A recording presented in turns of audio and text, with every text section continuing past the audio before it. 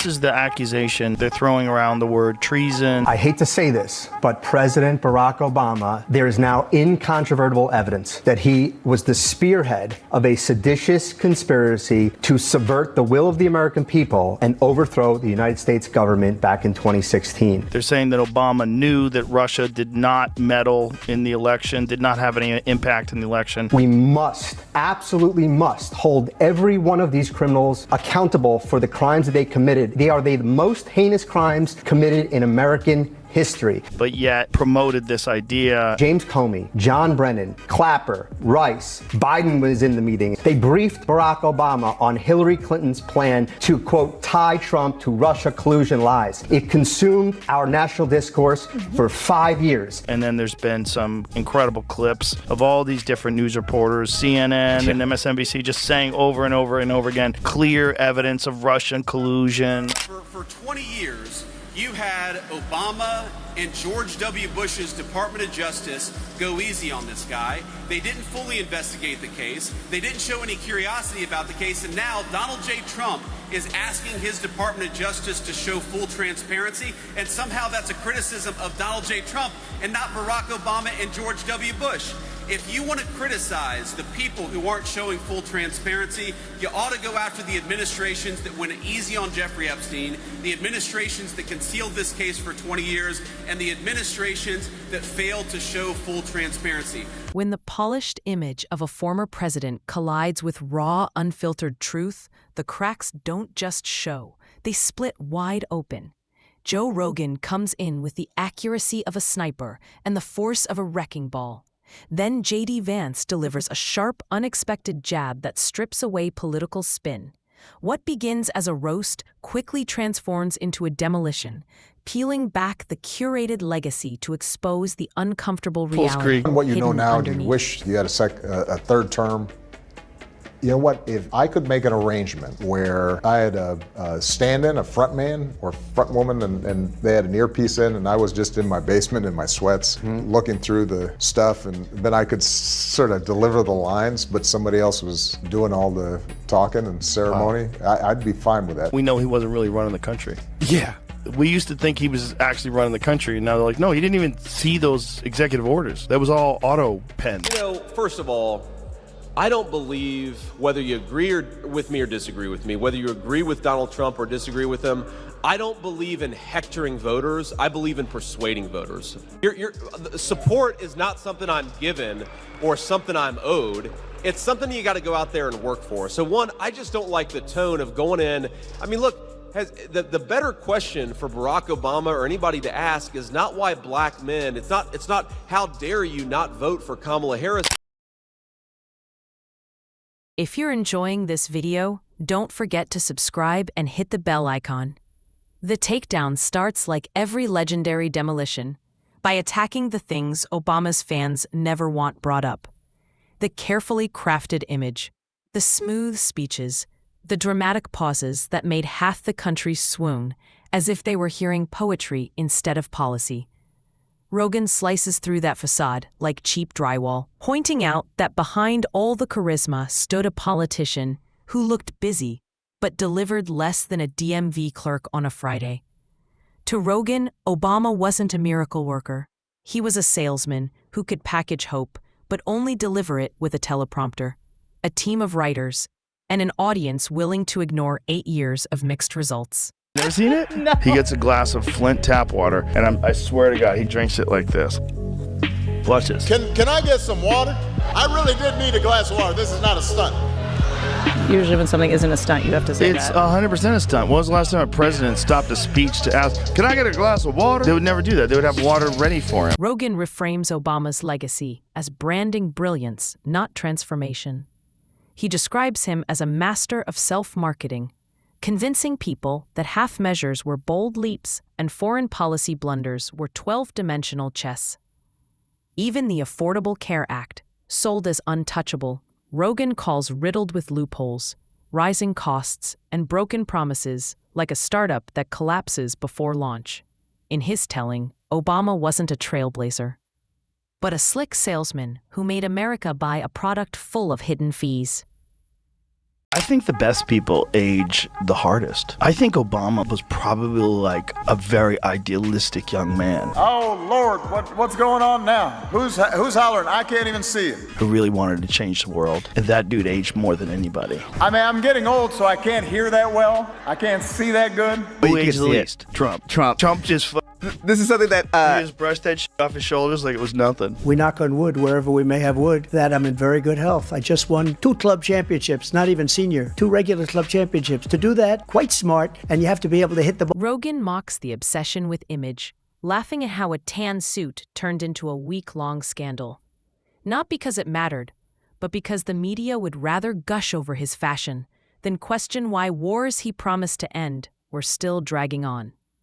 He jokes that Obama could drone strike a wedding in the Middle East and still land on the cover of Vogue. If style points alone made someone qualified to lead, Obama would have been president for life.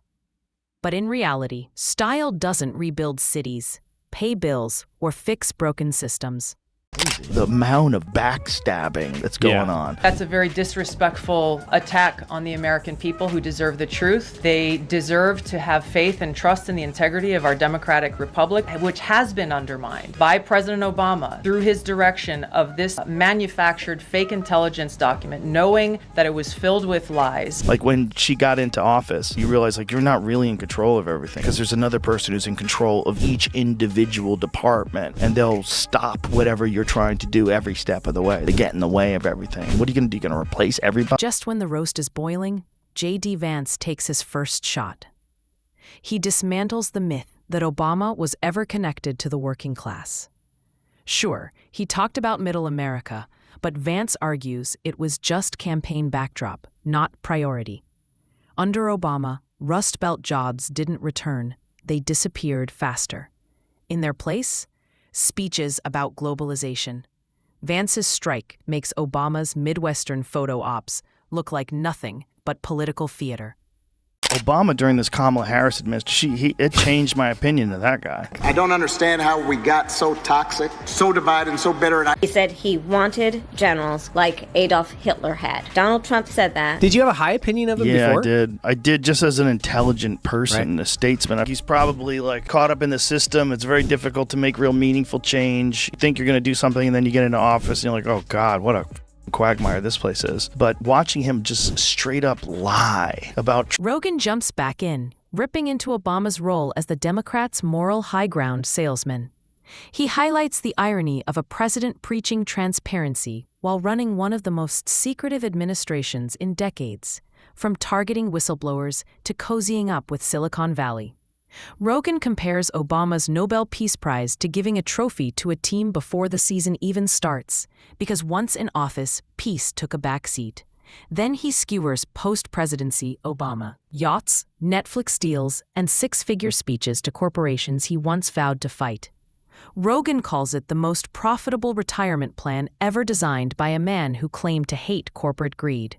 fun because things are actually happening. Very different than most of the time when people get elected. And I will shut down the federal Department of Education, and we will move everything back to the state. Most of the time when people get elected, they claim all these things when they're running for president. Then they get into office and not much changes. Individualize education and do it with the love for their children. And in fact, a lot of what they campaigned on, they don't practice at all. Great example is the Obama administration. The Hope and Change website had to be changed because there was a bunch of stuff in there about whistleblowers. No, I don't think Mr. Snowden was a patriot. I called for a thorough review of our surveillance operations before Mr. Snowden made these leaks. My preference would have been for a lawful, orderly examination. JD Vance swings again, this time at Obama's use of race in politics.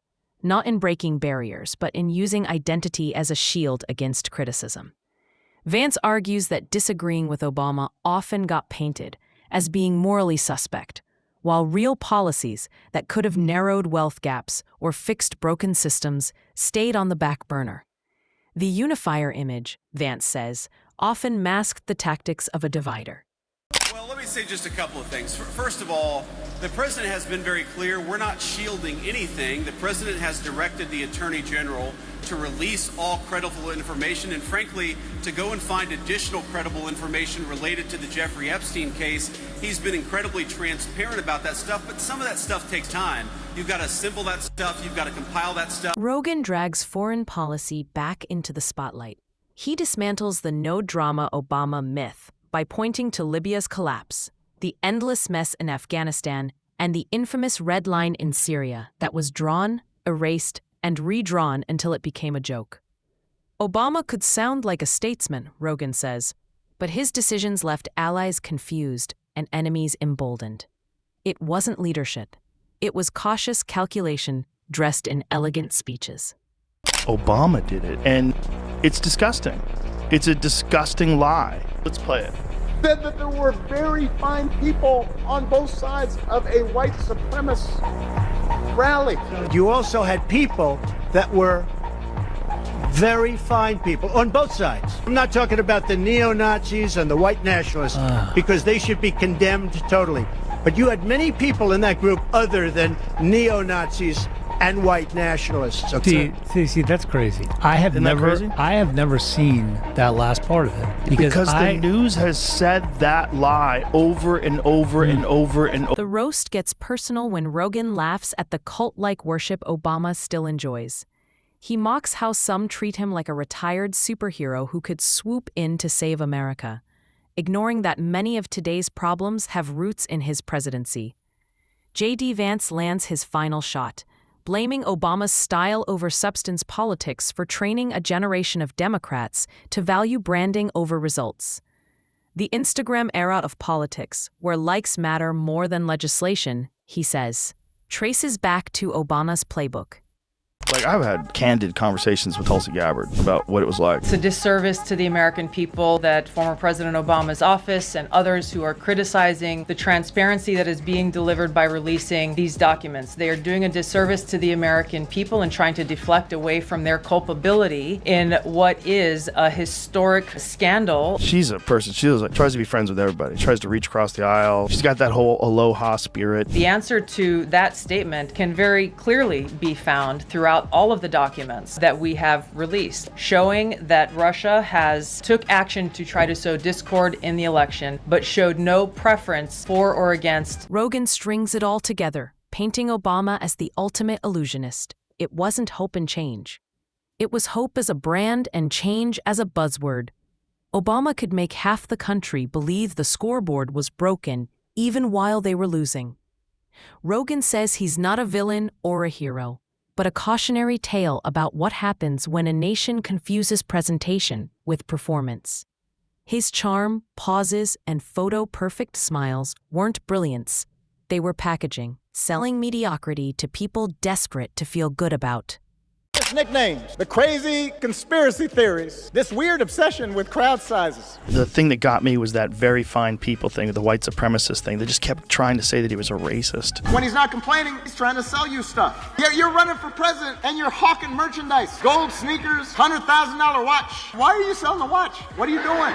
Which is this thing that I think worked in like 2017. I don't think it works anymore. I don't think people believe it anymore. We've gotten numb to all this. Rogan's dismantling of Obama's supposed instincts feels surgical.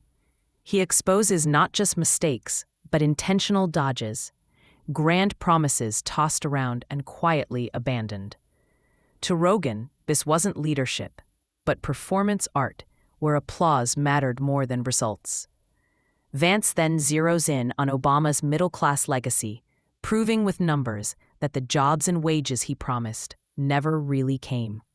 The speeches got shinier, but working people got little more than photo ops. Remember when they gave that speech, when he gave a speech on television, and everybody was like, fuck this. Mm-hmm. And then they go, it kind of just went away. It was one of the most beautiful moments in modern American history. People really actually stood up and stopped a war from happening. Today, I authorize the Armed Forces of the United States to begin a limited military action in Libya in support of an international effort to protect Libyan civilians. Rogan grabs that thread and rips harder. pointing out how Obama's post-presidency became the elite lifestyle he once criticized.